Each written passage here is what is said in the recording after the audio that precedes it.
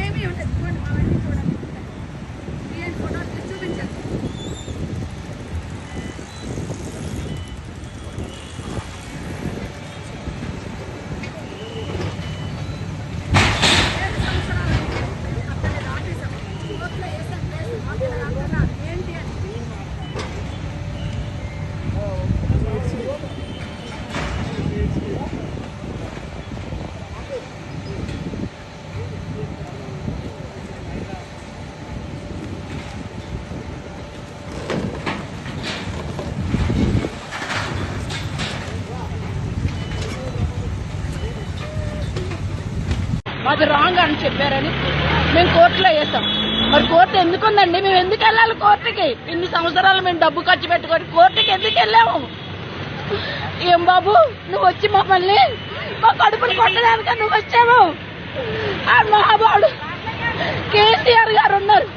28 రోజులు 30 రోజులు నిరాహార చేసి తెలంగాణ తెచ్చాడు. నువ్వే తెచ్చావయ్యా. మా లాటోళ్ళు కడుపు కొట్టి ఇళ్లను కొట్టడానికి వచ్చావు. ఏదైనా మంచి పని చేసి శబాష్ కదా. 28 రోజులు 38 రోజుల బాబా కేసీఆర్ నిరాహార చేసి తెప్పించాడు తెలంగాణ. ఈయన ఊరికన్నా వచ్చి ఎక్కిపోయి గద్దె ఎక్కిపోయి పూలు కొట్టడానికి మా లాటోళ్ళవి. నిజంగా మేము అన్యాయంగా కట్టలేదే. డబ్బులు ఇచ్చి కొనుక్కొని కట్టుకున్నది. లంచాలు తీసుకోలే, మేము కట్టుకున్నాం డబ్బులు ఇచ్చి. అందుకేనా ఈయన ఎన్నుకున్నాము. అదే మాకు అందుకే కదండి కేసు వేసాము.